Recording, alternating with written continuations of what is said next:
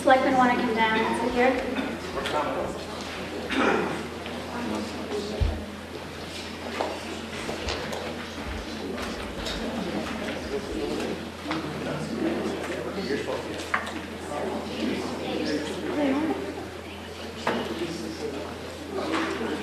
I just want to make sure everyone can hear me. Do you need this turned up, or is that good? Good? Okay. So I'd like to welcome everyone here tonight, and I'd like to introduce the Board of Finance. I'm Jean Fitzgerald. Bennett Pudlin. Where's Bennett? Oh, he's over here. Mark Casparino. Judith Friedman. Ken Kaminsky. And Kevin Kranzler. So for tonight's meeting, I'm just going to give you an overview of what we're going to talk about. First, we'll present the Board of Finance approach to budgeting. Then we're going to do the budget overview, and then we'll have time for public comment.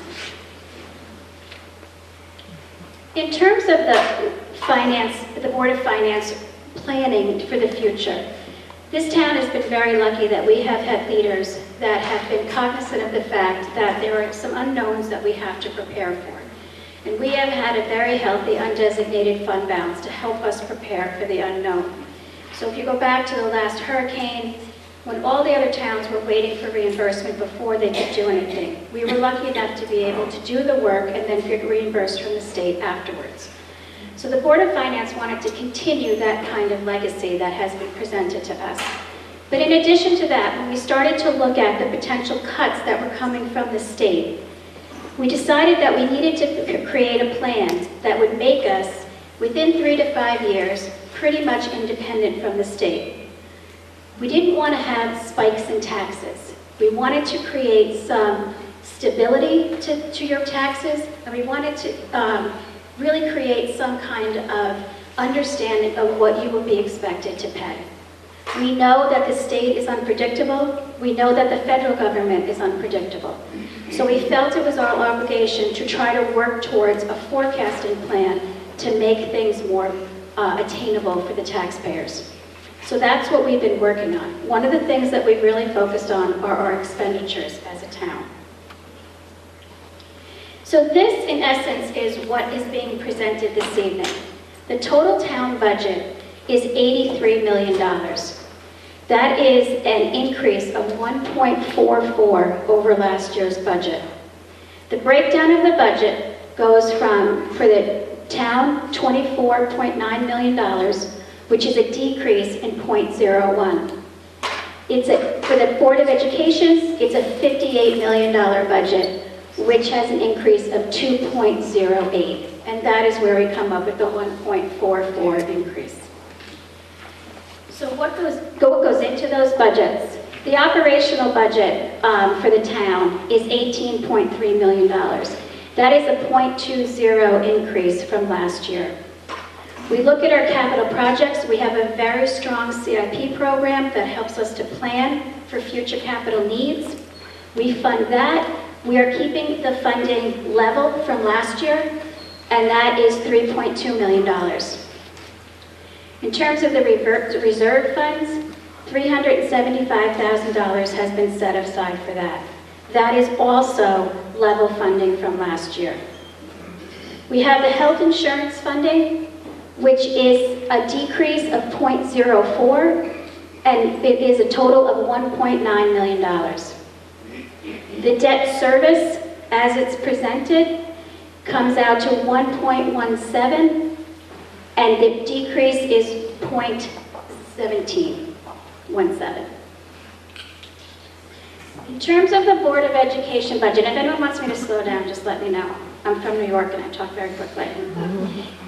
So the Madison Public School, for their general education fund, it is $31.9 million. That is an increase of 0.37.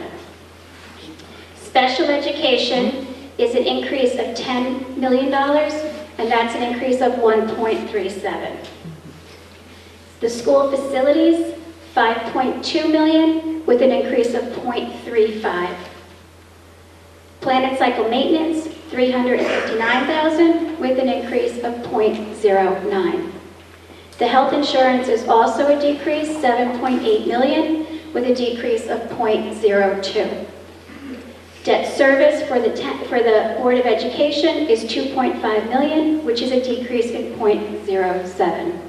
And the total then for the Board of Education budget is 2.08 increase over last year. The next big expense for the town is our capital. In terms of our capital, one of the things that I'm going to point out is these are the expenditures, and then I'm going to show you what's actually budgeted for those expenditures. So if you just focus on the 18-19 budget, this is a 5-year plan. The only thing that taxpayers are voting on is the first year. This is just to show you how we forecast savings and how we forecast what we need for our capital needs. So you can go down from each department with the numbers. It is a total expenditures of $3.4 million. That is not what we budget, and I'll show you on the next slide how we avoid the $3.4 million. Okay? Everybody ready? Okay. Huh? So this you need your glasses for. Tom, pay attention. So within the capital needs, what we have is recommended savings that we have put forward in terms of planning for this. So what we do is it's level funded at $3.2 million, but the town and the CIP program has been saving money for certain expenditures. So if you look at next year, it looks like a lot in terms of, if you go back to this, it looks like a lot for the $5.9 million. Those are for 2 fire trucks. We've prepared for that, so we know that we are going to have that expense. So we save for it, and then we can level fund the CIP because we've already put the money aside for the trucks. Okay? So if you want more information about the specific projects in the CIP, you can go to the website and it will give you the project's parameters, costs, and what we've estimated for it. So now we look at our projected revenue. This is what we have and what we assumed we were going to have. So the intergovernmental revenue, that's the state. This is the biggest number that I want to highlight tonight. We have a reduction by 90% of what the state has promised to us. One of the things, I go back to my initial statement, the Board of Finance wanted to do, is the Board of Finance wants to prepare the town for this kind of problem that will present in terms of our revenue. The other revenue that comes into PAM really are like building permits, document fees, and that has an increase of 3.87, and the number here is 2.3 million. But if you look at the decrease, so 1.4 million is 17-18. We don't have all those funds even yet, correct? And then what we are projecting for next year is only $136,000. So these are the things that we thank people that came before us that were smart enough to keep this town running and have the foresight to look at what we were going to need. And we have taken on that charge, and we are going to continue it with even more detailed planning for the next 3 to 5 years. We can no longer look at a budget 1 year at a time. We need to look at the overall impact over 5 years. So now most people want to know, what does all this mean for the mill rate? So one of the things when I started this, I said, historically the Board of Finance has voted to use a portion of the undesignated fund balance to help set the mill rate. What that does, though, in the following year, it starts us off in the hole, and we have to make those funds up because it has artificially inflated the base. So last year we put $750,000 into the mill rate. What we would like to do this year is start our progress on trying to move away from using that money so that we can have more stability within our taxes. When we don't know what's going to happen with the state, we have to make sure that we're prepared for it. So, in terms of this budget that's being presented, what we are looking at for an $83 million budget is possibly the Board of Finance voting for a $400,000 infusion into the mill rate in order to create a 28.04 mill rate. That's 0.74 mill increase, and that's a 2.71 increase percentage-wise. Now, what does that actually mean?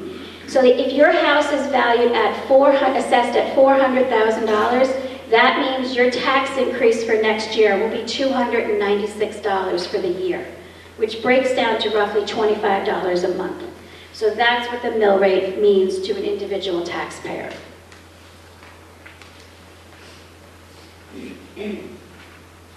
So just to go back and kind of review where we are. This is the proposed budget. The town, $24.9 million. The Board of Education, $58.1 million, and the total budget being $83 million. And the increase would be 1.44.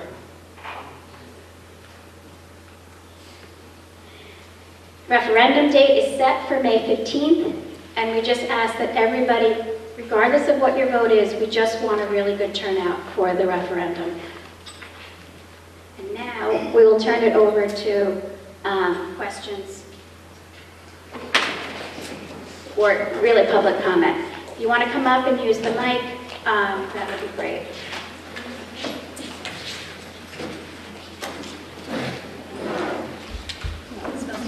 Public comment.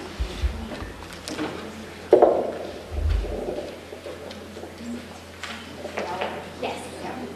Hello, I'm Joan O'Neill, president of the Scranton Library Friends, and I appreciate all you have done through this last year to try to keep things on an even keel. However, I know that at the library, the trustees and the director have both made superlative efforts to try to reduce the budget by $100,000. Now, you know, I think that they provided ample verification or explanation for why the $200,000 cut is problematic. And I would like to see that restored. Certainly, I may not have this figure correct, but it seems that the town has a $2 million reserve fund. And for the sake of our community and all who live here, I ask that the $200,000 be restored. Thank you.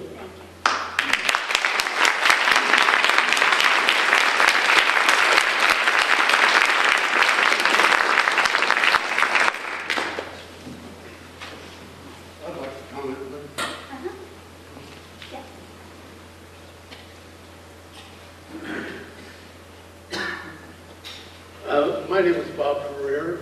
I live on Sportsman Hill Road, Madison, have for 30 years. And you may have seen my letter to Tom Banish in the Source newspaper concerning the $300,000 reduction of funds to the Scranton Library. I'm not a good speech maker, so I'm reading my thoughts. And my thoughts are quite measured and deep. This budget reduction is short-sighted in my opinion. I think that during construction of the library expansion, our need for helpful library staff may even increase to handle all the moving and changes involved. I think the entire $300,000 should be reinstated so we can continue without interruption to serve the needs of the tax-paying citizens of Madison. We should not allow the Scranton Library expansion to represent a step backwards for the town of Madison.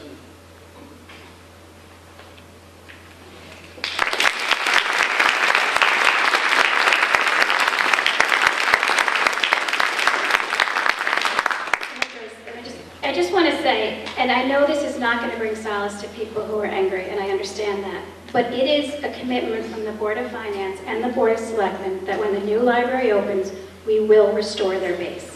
And And again, I realize that that is not enough for people, but I want you to know that this is not a matter of us questioning the value of the library. We have gotten emails of people questioning, how we feel about the library. I've had people say, we know you want this to fail. And I just need to be very clear from the town's position. We understand the value of the library. We are supporting the library in the way that we think is fiscally responsible. I understand we are not going to agree on that. I understand people are going to be angry about it. The most I can promise you is you have a commitment from 2 boards to reinstate the base once the library is up and running in the new location. So again, I know that's not going to help, and I know people are still going to argue, but we felt it was important to make it clear that that is a priority for us.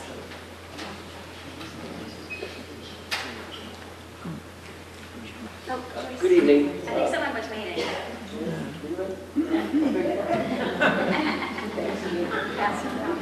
I'm Joyce Rourke, and I live at 76 Northwood Road in Madison. And I'm here to represent the many book clubs, which are very grateful to the library for the support which the book clubs get from the library. Here is how the book clubs are served. Each book club submits a list of chosen books to the library. Each month, Clara Flatt then gets the books for all of these clubs from all over the state. It is a huge job. The books are brought to the library. Book club members are then notified that their books are at the library. Later, the books are returned to the library, and Clara returns them to the many places from which they were borrowed. Without this wonderful service, book club members would have to either buy their books or search for them in other libraries, then go to pick them up and return them.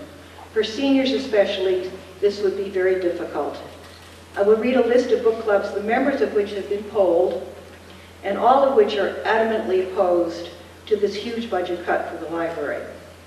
The book clubs in alphabetical order are the AAUW Friday Morning Literature Group, the AAUW Third Monday Literature Group, the AAUW Fourth Monday Literature Group, Vines and Vines Book Club, Bishop Lane Book Club, Books, Banter, and Bacchus Book Club, CAVE Women Book Club, Chick Chat Book Group, Cultured Pearls Book Club, Drink, Laugh, Repeat Book Club, Friends and Books Book Group, Intrepids Book Group, JV Book Club, Legend Hill Book Club, MacPack Book Group, Madison Bell's Book Club, Madison Dolly's Book Club, Madison Newcomers Book Club, Mariposa's Book Club, Meraki Book Club, Nan's Book Club, Novel Ladies Book Club, Page Turners Book Club, RHC Book Club,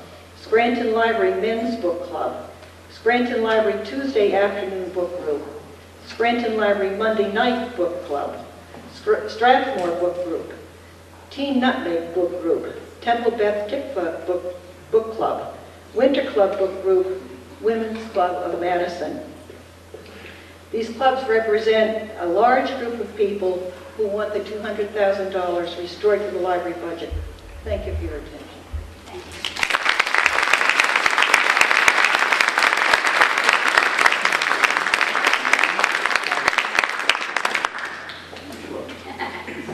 Thank you and good evening. My name is Gregory Carroll, Madison Springs Drive. And I want to applaud and respect the committee, the Finance Committee in particular, for its looking ahead, not just this year, looking at 5 years. And I think I want to just amplify or echo the comments of all the speakers so far on behalf of Scranton Library and ask you to re-examine the impact that this decision has this coming year and 5 years, and look well beyond that. Look at the impact that the Scranton Memorial Library funding has on the lives of all townspeople who avail themselves of that. And I think what you're looking at is proposing a single one-year cut is unrealistic. I think that begins to take not only a harmful but a continued erosive effect. And I ask you to look beyond the 5 years, look at the long-term impact of this program. Thank you.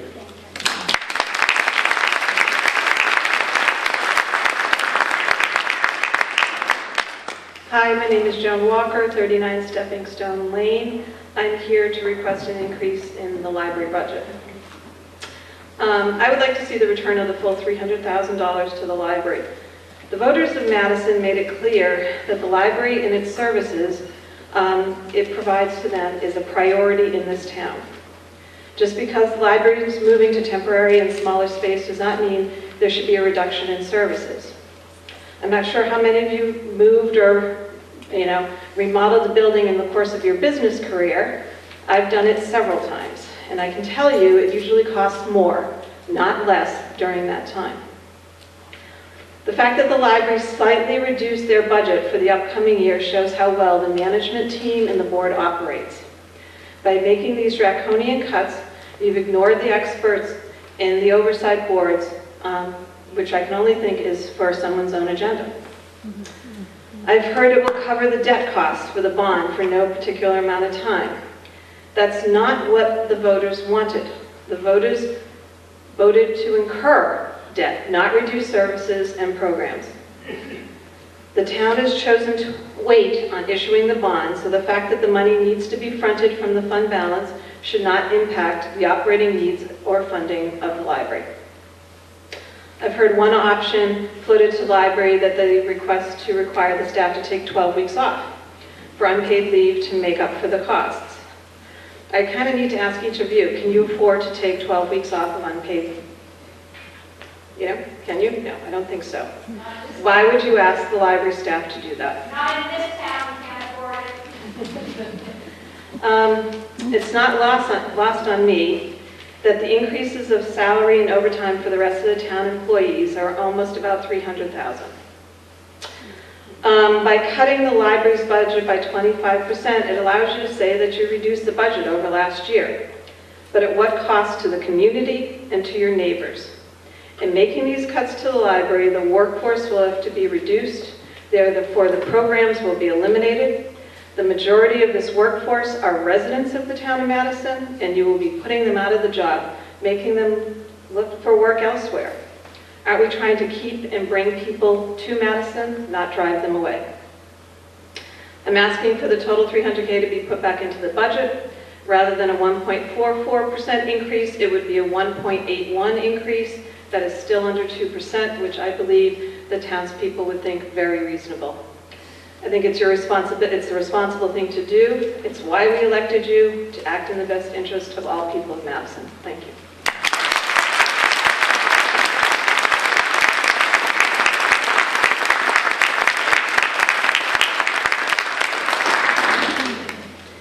I want to commend you on the tight budget, and I understand why. However, I'm here to speak on behalf of the library. The library is one of the very cornerstones of what makes the quality of life in Madison attractive and important. The library services all people, and when we cut that extra $200,000, keep in mind the library has already been cooperative in trying to be bare bones to begin with. But if you cut those extra $200,000, it's the ability for people to go places, to access things. And I'm talking about our youth who use the library, our young people, our youth in particular. A lot of kids hang out in the library. They use the library often after school. We care about education. More important than just that, it's not only our young people, it's our old people, it's people in between, it's everybody. The library is the one thing that is total community, and I think so I ask you to please consider that, because it will affect the attractiveness and the quality of life, especially for those vulnerable two ends. Thank you.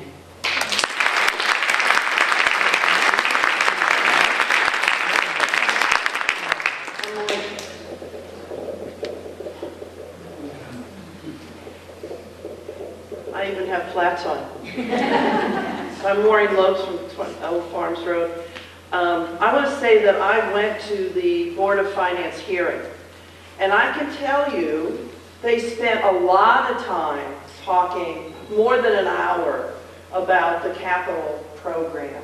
And then when we had to move out of a room, and some of the people who came to talk about the library, there was just a handful of space left. And it strikes me from a financial point of view, you're saying, You're promising us, and we have you on tape now, but how do you cut back an organization and you say 2 years from now, what, we'll give you back $300,000, but oh, by the way, you've lost half of your staff, or you've lost your most important staff. So you're willing to invest in fire trucks, which I appreciate, but you're not willing to invest in people. That is just wrong. The majority of the budget is for labor, and so you are not doing a trivial thing. It was pretty clear to me that there were a lot of people on the Board of Finance who I'm not sure have ever been in the library. They see it as something else that all people are like. And that's just not true. I feel sorry for you. A businessman, Andrew Carnegie, stepped forward this country more than a century ago because he built libraries, and libraries have gone on and helped all of us along the way. I'm working now with women from Afghanistan, and the first thing I want to do is get them to a library. I want them to see how, in this country, you can have free books, right? For them and for them.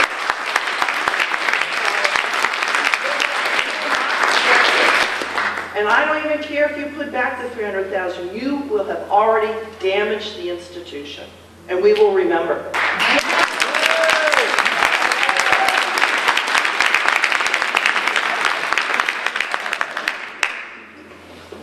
Mike Penders on Summer Hill Road.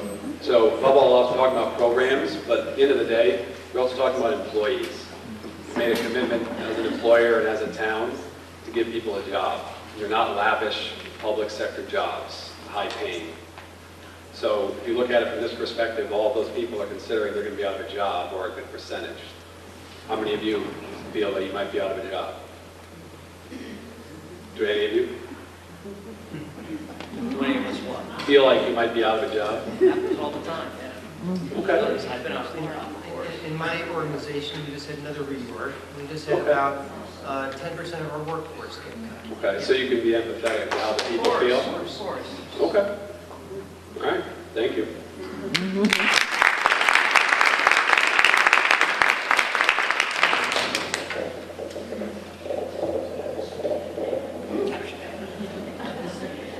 I'm Allison Hill, Farmview Drive. I work 5 days a week, and the drastic cuts to the library that you're proposing would mean such reduced access and hours that it would effectively keep me and others in my position from being able to use my own town library. So I would ask that you restore the $200,000 to the library budget.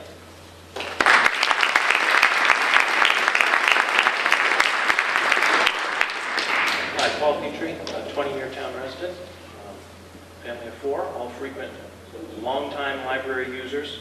I too appreciate the approach to the budget. I like that it's long-term thinking, and I think the results are good, with one huge blind spot. And surprise, it's the cuts of the library's operating budget. There is no one-on-one equation between a temporary reduction in square footage, floor space, and the need for staff and the need for library services to town residents. That is not an equation. We've made that point over and over, but it still doesn't seem to be accepted. The library director and the chair of the library board have come before the Board of Finance and the Board of Selectmen over and over, and they've presented scores of pages of testimony, of planning for how the library will provide services during the reorganization plan. They've provided hours of oral testimony to the same effect. The library does, in fact, have a clear, reasonable, and detailed practical plan for continuing to offer most services, even while the building is under reconstruction. There's no reason for that not to happen. Every public library in the state that has undergone a similar project over the last 10 years has done exactly what our library is planning to do, and what our library will be prevented from doing if this $300,000 cut goes through. Please revisit that documentation, revisit that testimony, and restore $200,000 to the library's operating budget. Thank you.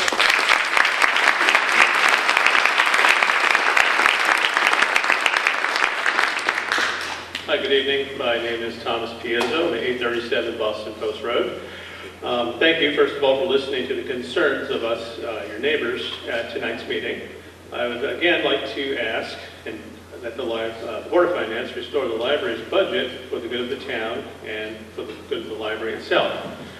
The Scranton Memorial Library has provided more detail to the Board of Finance and Board of Selectmen for this fiscal year budget than in any other year, and a greater number of meetings than any other agency. Their plan is reasonable, their plan is affordable, and that, along with the voices of those you've heard here tonight, whom you represent, should be message enough to determine that restoration of the library's budget is the will of the majority. At numerous budget hearings and in weeks of letters to the newspapers and at the library itself, according to its director, there have been no messages in favor of this cut, only pleas of support. So in my view, you can't say that you're in support of the library and also in support of cutting the library. We appreciate the support from the library, the cut not so much. So please listen to us while there's still one more chance to rectify what so many of us believe to be a deeply misguided measure. Thank you for your time and thank you for your service to the town of Madison. Can I just you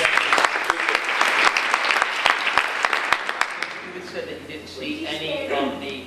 We can't hear you. Stand. Hi. You had said that you didn't hear any articles or any comments in the paper in favor of the cut. This is a very emotional subject.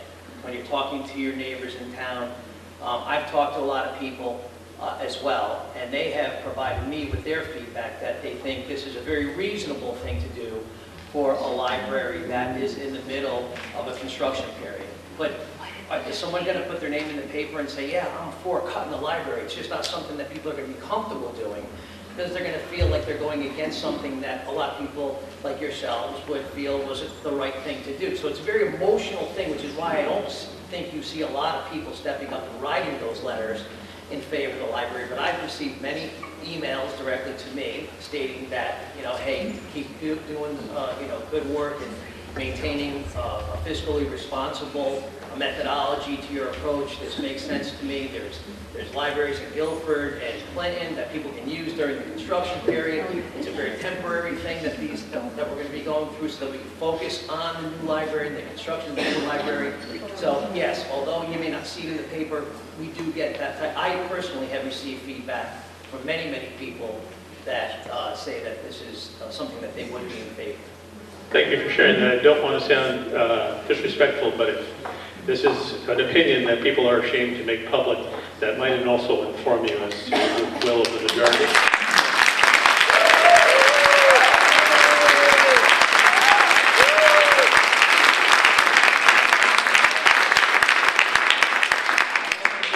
Amen. I'll also take a moment to speak Microphone, please.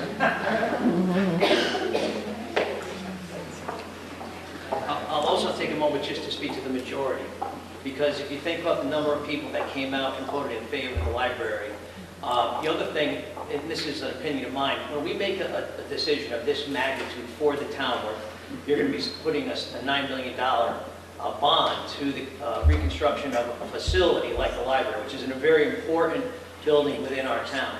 It needs to happen during a general election where all of the people of the town of Madison are going to be available to go out and vote whether they are in favor or not in favor, rather than just a referendum that happens in the middle of a month sometime. A lot of people didn't even know that the vote was taking place. Now, I'm not making excuses, but there was a very small number of people, 14% of the people. Be nice, I'm just sharing a different perspective. No, not at all. Not at all. So anyway, the thought is, you have 14% of the voting population that came out in favor of it. I just think that when you talk about the majority of people, 1,800 compared to 18,000 people in the town, it's not really a majority of the people of the town. A no-show is a yes vote. Okay, can we all, I understand we have a difference of opinion, but yelling and booing, I think, is beneath all of us. So if we can just maintain, everybody will have a moment at the mic if you would like to. If we could just maintain some dignity while we're all listening on both sides.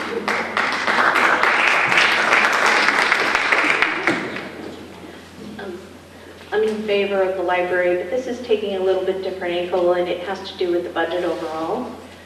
On the March 5th meeting of the 2018-19 town budget, the goals were listed as develop a responsible budget, continue existing programs, react to the reduction of the state of $1.3 million, support capital improvement plan, minimize the impact to taxpayers, and introduce, quote, new ideas. I submit that this list is a little bit out of order of priority. First, I think all town department budgets should have been capped or frozen at their 2017-18 levels or below. Second, the town should have seriously sought and defined cuts in appropriate departments where the $1.3 million reduction in state funds could be absorbed with the least impact. Third, the town should fund the capital improvements plan as charged, which has been largely underfunded the last several years. Fourth, the town should have introduced new ideas on how to develop a budget that would minimize the impact to taxpayers without any increase in the mill rate, if possible. With the 2018-19 town budgets as presented before us, as you already did, the Board of Education, which currently accounts for 70% of the town budget, is requesting a $1.2 million increase over last year's budget. The Board of Ed has increased its budget on average 2.3% the last 6 years, or every year since 2013, despite the fact that student enrollment in all town public schools has declined by 940 students since 2010. The Madison Town operating budget also asked for a $1.2 million increase, with the majority designated for salary increases for department heads, administrative and office staff, and department employees.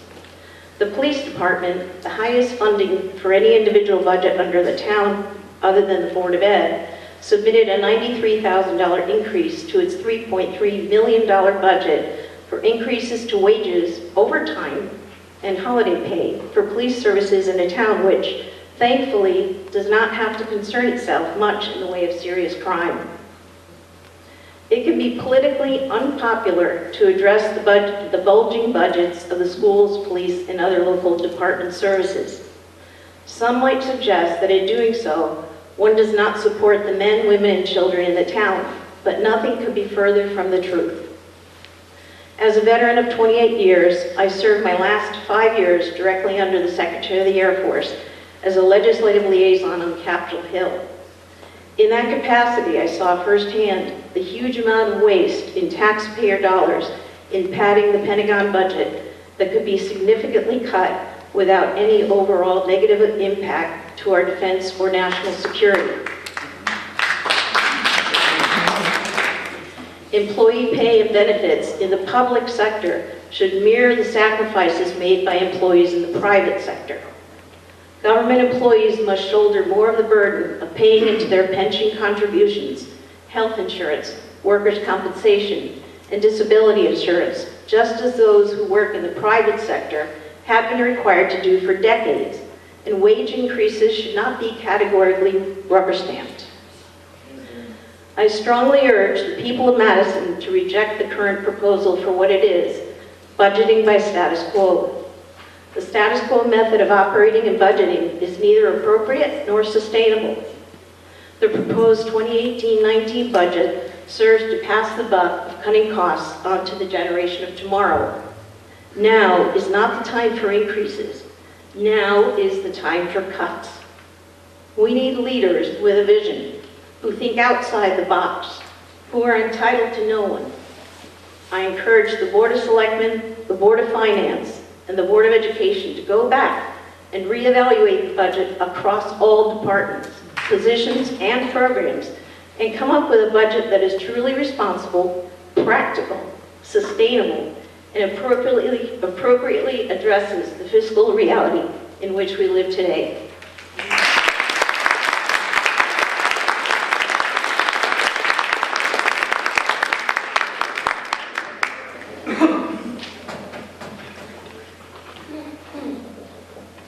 My name is Tommy Cannon. I'm an author who lives here. This cut to the library's requested budget is unnecessary and unfair. I asked town officials to put the $200,000 back so I can use the library. I understand that this significant cut will eliminate both evening and weekend hours, which I count on. I am a 23-year-old rider, and the library comes in handy. Plus, I am autistic, and these hours are what work best for my writing schedule. This cut is also going to get rid of 8 library staff members, which is very sad to me because virtually everyone here knows me, like a second family. My father and I pay our taxes when called upon, and I'm entitled to the library being open more often as it is now. Thank you.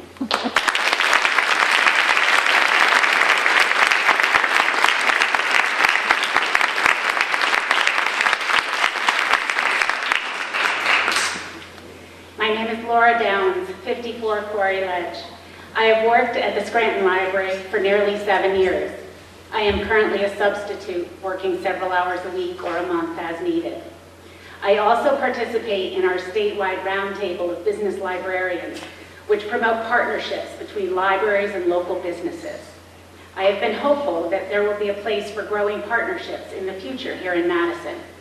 I mention this because it is an innovative part of library work across the country, and because the Scranton Library itself has a public-private partnership with the town. 40% of the cost of the new library project is being raised privately. The library's employees are not town employees. They are not part of a union, and they do not enjoy the same compensation and benefit packages that town employees do. I assume that all of you on the Board of Finance read the Wall Street Journal, and that you probably saw today's editorial singling out Connecticut for its poor fiscal management and its inability to create economic growth. The town and the state will need public-private partnerships going forward in a variety of forms. The ultimate solution for our academy school issue may come in a public-private endeavor, as may projects that fund the replacement or renovation of many of our town facilities over time. You say you want people to come up with creative ideas and to invest in this town. I believe you are on the right path trying to attract this kind of investment. The public-private partnership between the Scranton Library and the town of Madison is over 100 years old and makes the town an attractive destination for both residents and future businesses. You are proposing a meaningful unilateral cut to the funding of this partnership and its services it delivers. What kind of message does this action send to any entity who would consider a partnership with the town of Madison in the future? It says, stay away. Please do not be penny wise and pound foolish. I am also concerned that both the Board of Selectmen and the Board of Finance have voted along party lines to this point. I don't think of this as a partisan issue, but instead this is a community issue. And in Madison, not everyone can or wants to purchase every book they read. Not everyone in Madison pays for the Wall Street Journal, the New York Times, the New Haven Register, or Barron's. Not everyone in Madison has a subscription to Netflix or Hulu or even cable TV. Not everyone in Madison has a working printer or even Wi-Fi. I think people in Madison will use the library in temporary quarters. One thing is for certain, people won't use the library if it's closed. I invite you to come to the library. We'll update your expired cards, and for those of you who've never had one, we'll give you one. It only takes a minute to change your world. Thank you.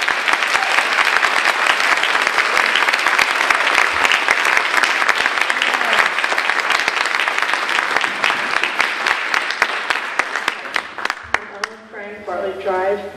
I'm really here to talk more about the emotional issues because the library has been such an important part of my life, my family's life, since in the 20 years that I've lived here, and I'm sure that's true of many other people.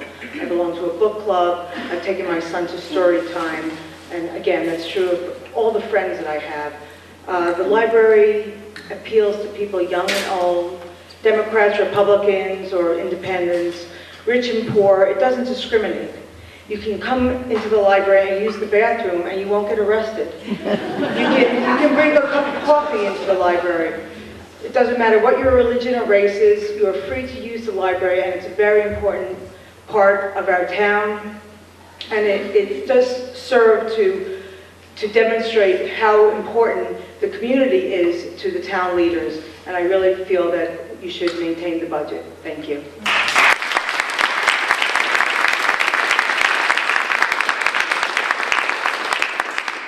Good evening, I'm Nancy Fliss, Neck Road. My husband and I have lived here for about 25 years. I am a user of the library, my son has been a user of the library, my husband is a user of the library. I use the library as a book club member. The thing that I was most impressed with when you presented the budget and the plans for the budget moving forward is the long-term view. And moving to a budgeting practice where we are acting today to take care of the finances for tomorrow and to cover us for the inevitable $0 from the state.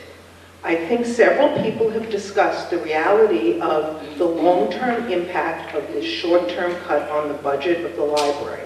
If we cut the $200,000 now, we will lose critical employees who are part of the heartbeat of that library. They're not going to be here to be employed when we have the budget restored. So let us continue across the board doing long-term planning in relation to the library. And I have a question, because I don't understand in terms of the debt service. But what would the debt service on $200,000 be if you added that amount to the debt for this 2-year period?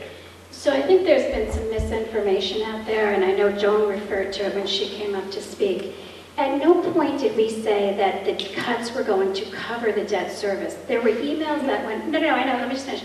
There were emails that went out that implied that the town is not supportive of the library and that we did not want this to succeed. So there was a difference between when in the emails that we talked about the purpose of the cuts versus when we were attacked saying that we did not support the library. I was called uneducated, and there were some really offensive emails that went out. And I'm fine, people can send them, I'm used to them. But what I meant to say tonight, and I was holding back because I do not want this to become any more antagonistic, but the reality is these cuts do not represent trying to cover something. And I wasn't suggesting I appreciate that. I was suggesting how much would the debt service have to increase to cover $200,000 in the library budget. So it's the interest on $200,000 that we're talking about. I can get back to you on that. We'll find out, and I can get back to you. Minuscule. I'll get back to you as soon as I know what that is. I appreciate it. Thank you. Thank you. Can you write it down?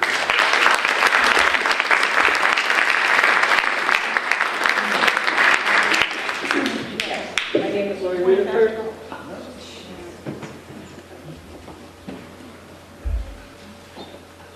My name is Lori Rutherford, 371 Boston Post Road. And it takes a tremendous effort for me to stand here to talk. It's about the least favorite thing that I like to do.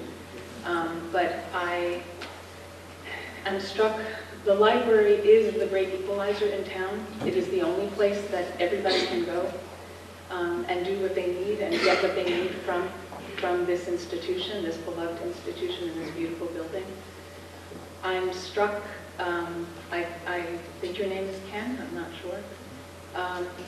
You stood and you spoke saying you represent the people that that agree with this cut, or that you heard from a lot of people. And I have heard from people, yes. I don't represent them, but I've heard from them. But I just find it interesting that we are all here too.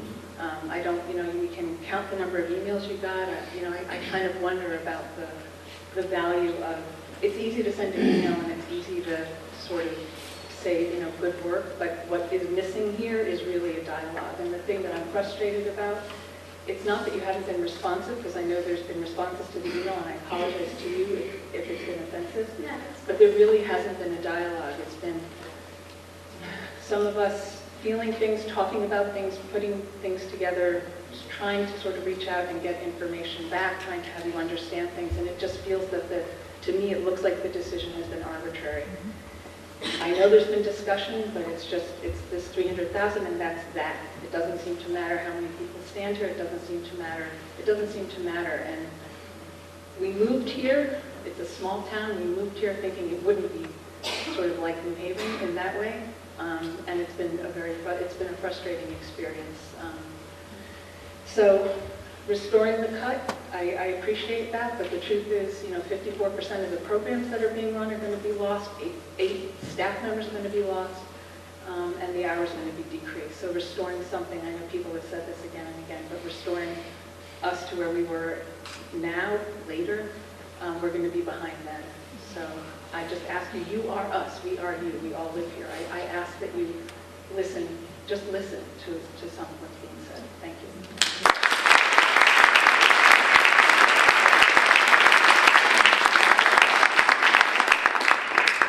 My name is Charlie Tyson. I live at 23 Edwards Lane in Madison. Some of you may have recognized the name from emails and whatnot. But I just want to quickly summarize where I'm coming from here. A lot of things have been said about the arbitrariness or the seeming arbitrariness of this $300,000 cut. I mean, where did that come from? What's the motivation for it? We don't know for sure. But my understanding is that the Board of Finance's rationale for the proposed $300,000 cut is that the temporary space the library is going to move in for during the construction period is way smaller than the current footprint of the library. It seems to me that square footage does not provide service. People do. And the proposed budget cut will result in letting go almost half of the library staff. The library has a plan, as Paul Petrie mentioned earlier, for maintaining service and has already secured commitments from the Madison Senior Center, Madison Public Schools, Madison Arts Barn, Temple Beth Tikva, Bower Park, and Lifeful Yoga Studio to hold library programs and meetings in their facilities. These off-site programs will utilize the staff who conduct programs now. I respectfully request that you reconsider the budget. That, if approved, will result in the loss of 8 staff members needed to provide patron service, as well as to help plan for the move into new quarters after construction. Thank you.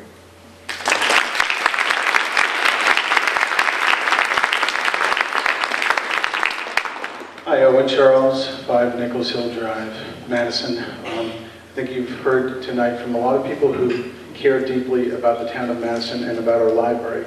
And I ask you to step back from your position so far and just consider what you're hearing. Because as elected officials, and I was in your seat before, you represent the people of the town of Madison.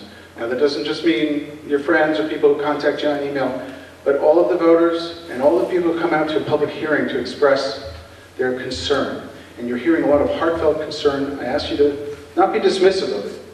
And there's a reason why people feel strongly. I wouldn't call it just emotional. It's rather rational. And I think if you've listened to folks, you'll hear the rationality in it.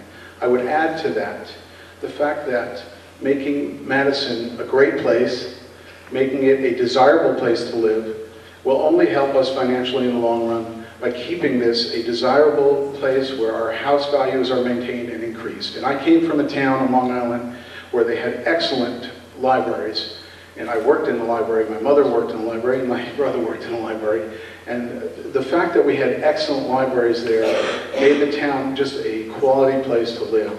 There was so much benefit, there's so much that you may not consider tangible in the nuts and bolts of an annual budget, but you're hearing it from people. Don't take away our library, value our library, and do your service to the people by listening. Thank you.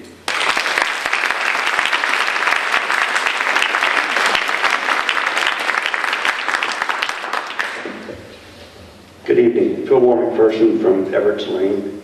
Thank you. I'd first like to make a comment in response to the lady who spoke a few minutes ago about the Air Force and whatnot. Yes, I will grant you there's probably a lot of boondoggling going on down in Washington. We know for a fact that there's a lot of boondoggling going on up in Hartford. There's probably a lot that we hear about in some of the other cities in this state. I don't think we have that particular problem here. Our expenses are pretty much under control. I know there are no ballooning, I know firsthand there's no ballooning pensions that our people get. In fact, as of several years ago, new employees do not get a defined, well, thank you, do not get a defined benefit. We changed to the 401k style for new employees a number of years ago. So we are well in hand. There's not hundreds of thousands of dollars lurking under a table someplace just to be spent as for sound booth phone booths or something. I would also like to applaud the way you're handling the fund balance. That is our safety net, and I know you're doing a good job with that. But I would leave you with a thought that it does concern me that the library is going to be losing some good people, and a lot of other things can be reinstated. But when people are gone, they're gone. And I would ask you to consider putting back some of the funds and using a little bit of the fund balance, reallocating some of the fund balance that we do have in order to make that happen. I would urge you to consider, if not in the budget, then perhaps in a special appropriation after the fact. But use the money wisely to that event. Thank you.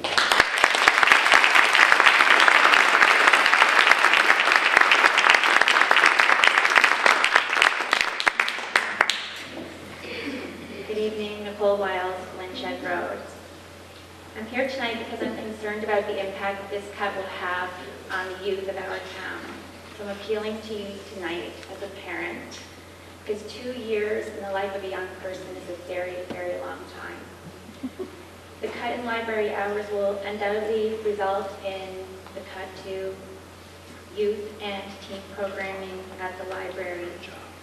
I have 2 children who have and continue to participate in many enriching programs the library offers. They participate in book buddies, book discussion groups, teen tech activities, and on the winning Destination Imagination team. These programs foster their love of learning and allow them to explore their creative side. In addition, my son serves as a volunteer for several of the events and programs offered by the library. These volunteer opportunities afford him the chance to interact with residents of all ages. Teens need responsive and responsible venues in which to develop into successful, contributing members of our society. As many of these programs occur after school, during the evening, or on the weekend, my fear is that a reduction of staff and library hours will force these programs to end. Please reconsider this cut, as it may have a negative impact on the youth of our town. Please restore the library's budget. Thank you.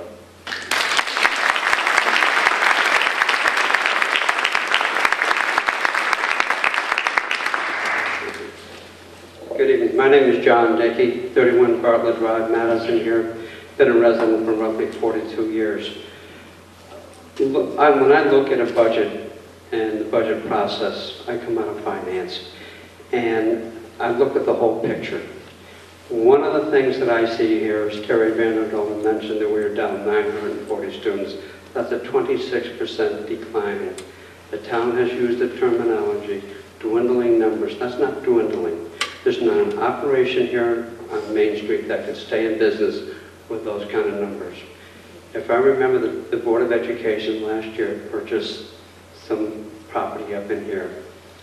As a former CFO controller, I would have said, Board of Ed, you bought it last year, it's coming out of this year's money.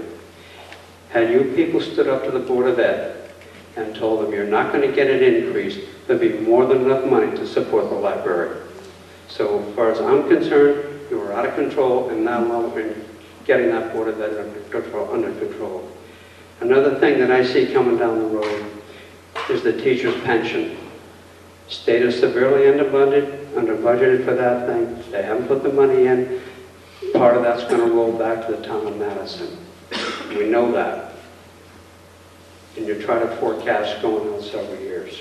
My wife is a teacher. The state of Connecticut filed bankruptcy on the medical insurance, none of it's being funded anymore without looking at other operations. You folks have got to get the Board of Ed under control. Many years ago, they said they would get all the spending under control, only to find out that each of the principals, assistant principals, superintendent, all received a 10.1% salary increase for 3 consecutive years, 33% compounded. You need to get them under control and stay on top of them. Thank you.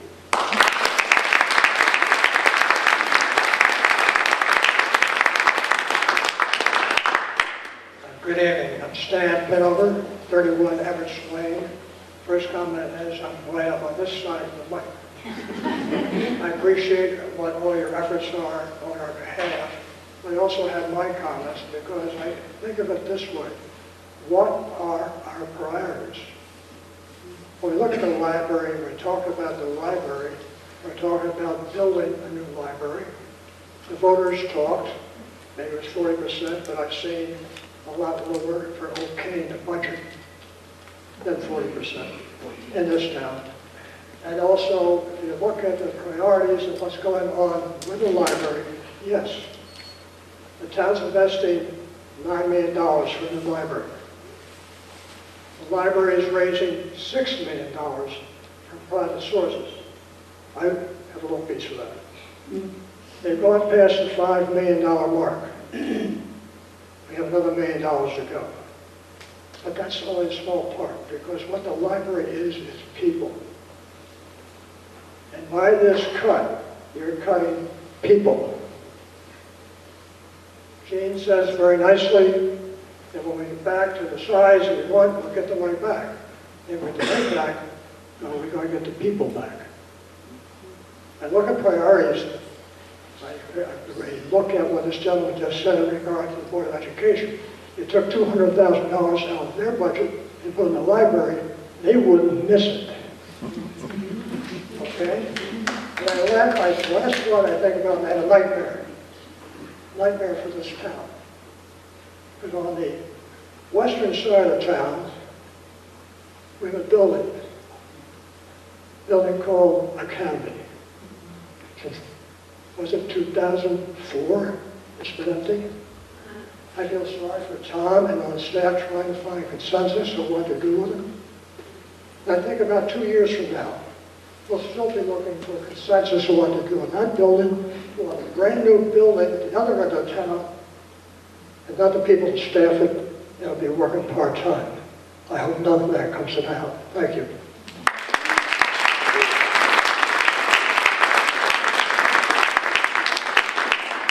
Hi, Suzanne Sliker, 29 Woodlawn. Cutting the library's operating budget is something that I strongly oppose from every perspective I maintain as a member of this community. First, as a library trustee, I believe it will hinder the great strides we've already made toward bettering what I consider really the true backbone of our community and our town. It will force us to cut necessary and much-loved staff, the programs that enrich our lives, and the hours that we have access to that much-needed resource and information that we all need. Then, as a taxpayer and longtime Madison resident, I view this cut as exactly the opposite of what I want done with the money that I contribute to our town. I believe keeping the library open and running during construction should be the priority, and having full access to materials, staff, and information should always be our priority. And then finally, as a parent, I oppose any cut that changes the access that my library and librarian-loving daughters have to this great center of our community and these great people who help them with every question they have. Please restore the funding.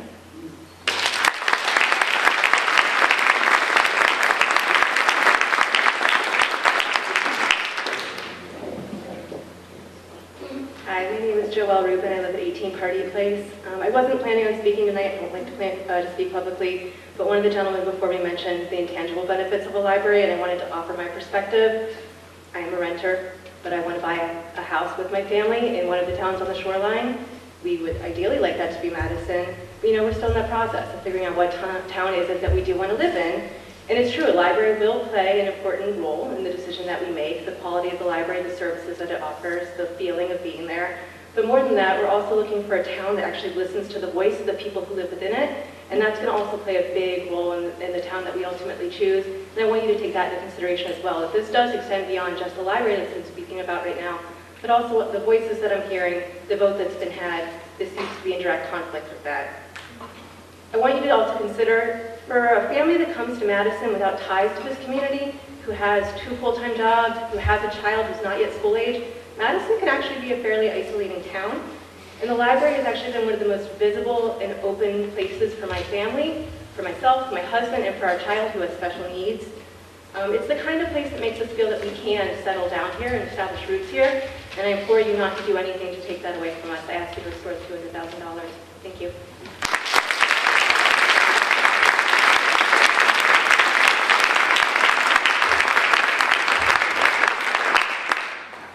Linda Macy, 93 Flintlock Road. I bet you're glad I'm the last one in line.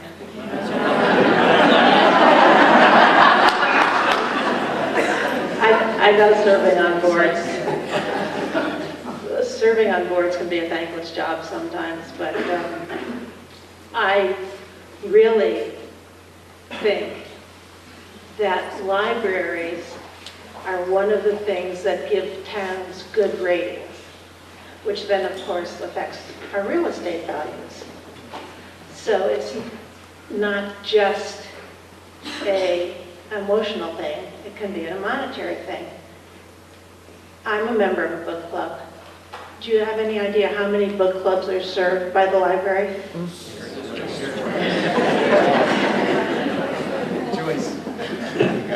People who read are good to have in towns.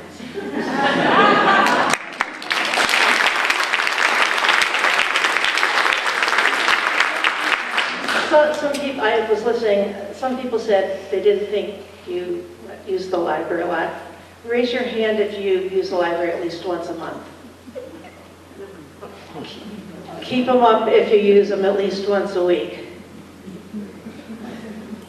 Keep them up if you use them more than. It just seems a little odd that you're voting on cutting the staff that we think we need, especially in the interim when the library is going to be spread around. That's when you need staff, not when you cut staff. If you have to go to more than one locality. So, you know, it just seems to me that people voting for the library who don't use it is kind of like men voting for women's reproductive rights.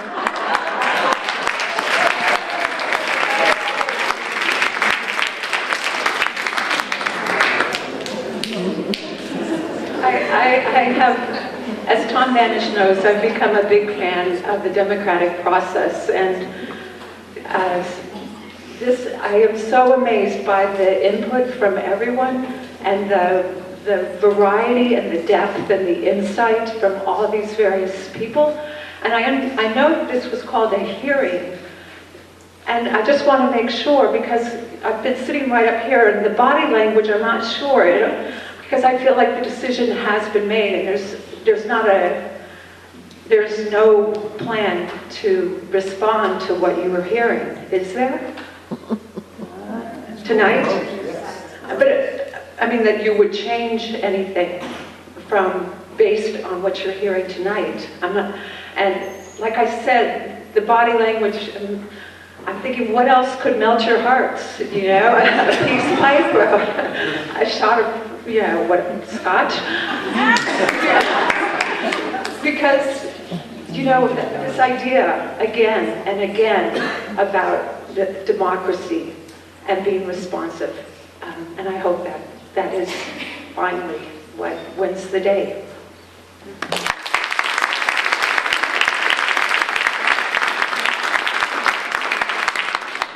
Hi, good evening. My name is Beth Coyne, 39 Winter Hill Road. I'm not sure if we're supposed to be doing that, but I know that you've heard from me already, so thank you for listening one more time before your final vote on the budget that will be presented to us.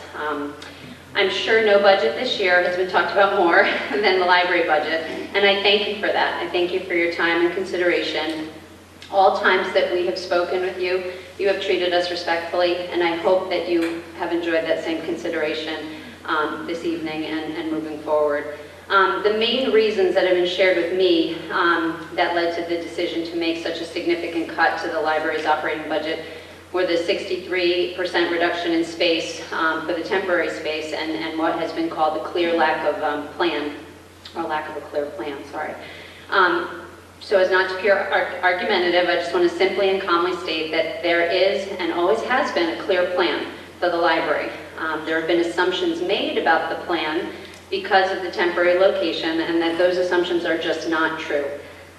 Just like a temporary classroom can handle a teacher and a group of students, though not ideal, we too can manage to run library programs and services in a smaller space. It just takes creative thinking, and luckily the library staff are experts at thinking creatively. The size of the temporary space versus what we currently have now is smaller, no argument there. I know that we asked for a new library to be built based on the fact that we need more and improved space. So how confusing that we are now saying we can provide services in a smaller space. I am sure any woman who has ever given birth, and I did not know she was going to talk about reproduction before, would agree that you can withstand any amount of pain for a short amount of time. Knowing that you will have a beautiful new creation on the other end. The staff of the library have lived in less than adequate space for some time, and they've done an amazing job, and they are prepared and ready to have even further disruption to their workspace during the next phase of our library project. I am so hopeful that the people who have worked all these years and hold the institutional history of our library will have the chance to be present at the birth of this new library and enjoy the opportunity to work in the new building that they represent. I know you are not telling us where to cut the budget. However, the library budget is not padded, and a cut of this significance will result in staff reduction. Some will say that that is just business, but we are not just a business. Libraries are part of a service industry that contributes greatly to this town, and I urge you to reconsider the library budget cut. If you could please put back $200,000, even $100,000, it will make a huge difference in what library staff can do over the next year. Thank you so much again for your time and your consideration of my request. Have a good night.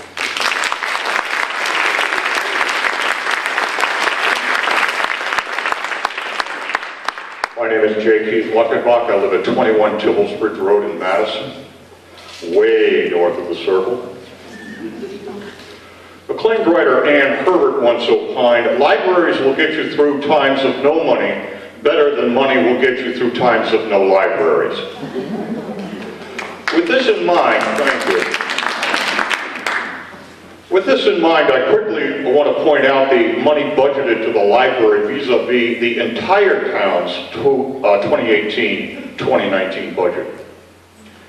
The amount of $300,000 has been bandied about as the figure the library budget will be cut this upcoming year, but pages 3 and 16 of the public budget, it appears on the town's website, point out that the cut will actually be $313,291,000, a somewhat substantial increase from the publicized figure. Moreover, on page 17 of the budget, the grand total line shows a total cut of $307,949.77 from the initially proposed town budget. Thus, the library by itself is paying for 102% of Madison's projected savings for the year. Not only is this unconscionable, but it suggests a certain fiscal laziness on the part of the majority of the boards of selectmen and finance. This winter and spring, many meetings occurred where myriad objections were articulated regarding this budget and Scranton Library's unenviable place in it. Along with a number of people here tonight, I attended the March 5th budget workshop, where those in attendance were told by this board that input regarding the budget was crucial to its development. With the creation of the budget you have presented, the accuracy and sincerity of that statement that evening have become clear. Thank you.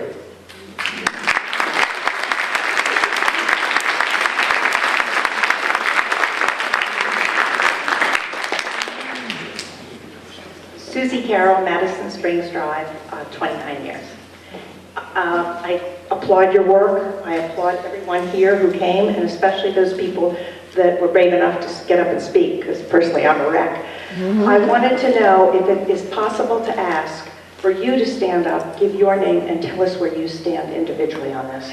So, as a voting public, we understand who has what position. I'd appreciate that very much. Thank you.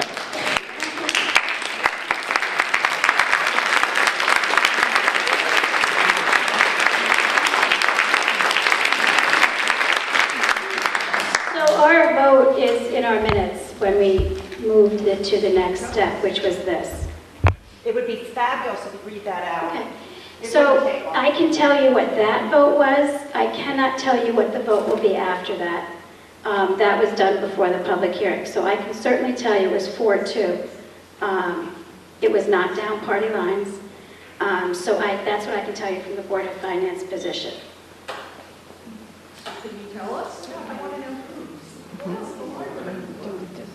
I would not assume that people don't support the library. We disagree on how that's responsibly done. So I voted no. You don't have to answer, it is your call. No, it's okay, I'll answer. I voted no.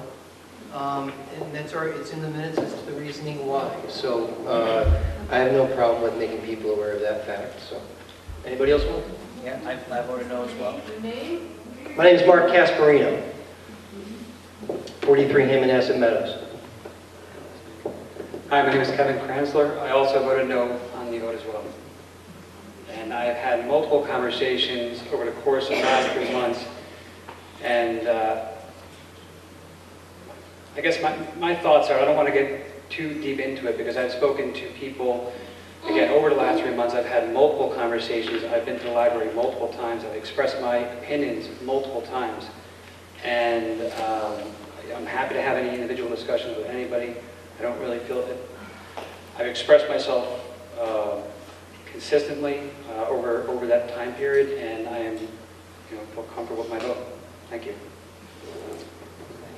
As many of you probably already know, I'm Ken Kaminsky, and I voted no as well. And again, shared some of the thoughts and the reasons why I voted. I'm Jude Friedman, and 368 Bartlett Drive, and I voted against the cuts.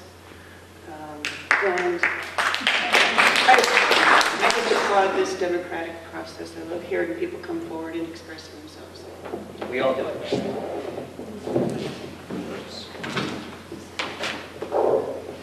I'm Bennett Hudlin, 15 Salt Meadow Lane. I'm vice chair of the board. This is my 7th year, 7th budget.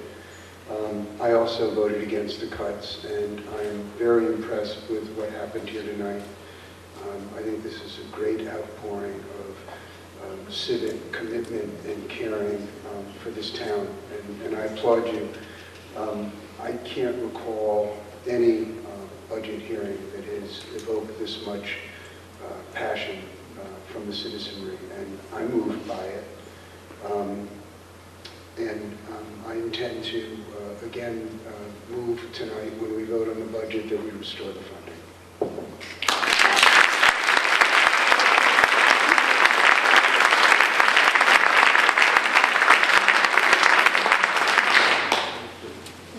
Any other comments? Thank you for coming.